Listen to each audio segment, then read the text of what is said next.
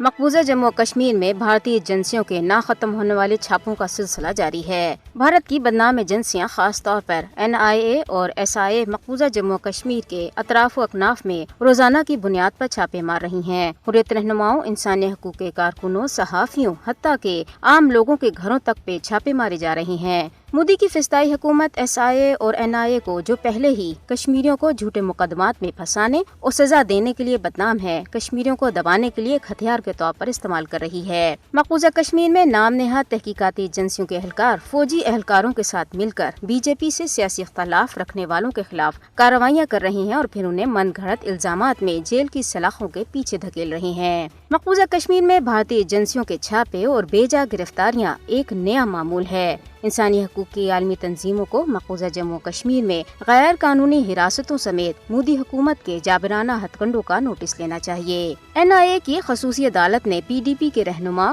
وحید الرحمان پرا کی 3 ماہ کی فیلوشپ پروگرام کے لیے امریکہ جانے کی اجازت کے لیے دائر درخواست کو مسترد کر دیا ہے۔ نئی دہلی کی ایک عدالت نے کالے قانون UAPA کے تحت درج ایک جھوٹے مقدمے میں انسانی حقوق کے معروف کشمیری کارکن خرم پرویز اور صحافی عرفان معراج کی عدالتی تحویل میں بھی مزید توسیع کر دی ہے۔ انسانی حقوق کی عالمی تنظیم ہیومن رائٹس واچ نے کہا ہے کہ بھارت میں انٹرنیٹ دنیا کے کسی بھی ملک کے مقابلے میں سب سے زیادہ معطل کیا جاتا ہے۔ یہ رپورٹ ریاست منی پور میں غیر معینہ مدت کے لیے انٹرنیٹ پر پابندی کے دوران سامنے آئی ہے، جہاں نسلی تشدد میں تقریباً 100 سے زیادہ افراد ہلاک ہو چکے ہیں۔ بھارت میں سب سے طویل انٹرنیٹ بندش 2019 میں اس وقت ہوئی تھی جب مودی حکومت نے مقبوضہ جموں کشمیر کی خصوصی حیثیت ختم کر کے خطے میں تمام مواصلاتی سروسز معطل کر دی تھی، تاکہ اس غیر قانونی اور یک طرفہ اقدام کے خلاف کشمیریوں کے احتجاج کو روکا جا سکے۔ مقبوضہ علاقے میں فوجی انٹرنیٹ سروس 5 اگست 2019 سے لے کر فروری 2021 تک بند رہی تھی۔ تحریک کشمیر برطانیہ لوٹن برانچ کے زیر اہتمام منعقدہ کشمیر کانفرنس میں کشمیری حریت پسند رہنما یاسین ملک کو موت کی سزا دینے اور دیگر حریت رہنماؤں کی رہائی کے لیے 5 اگست کو برطانیہ بھر میں احتجاج کرنے کا فیصلہ کیا گیا ہے۔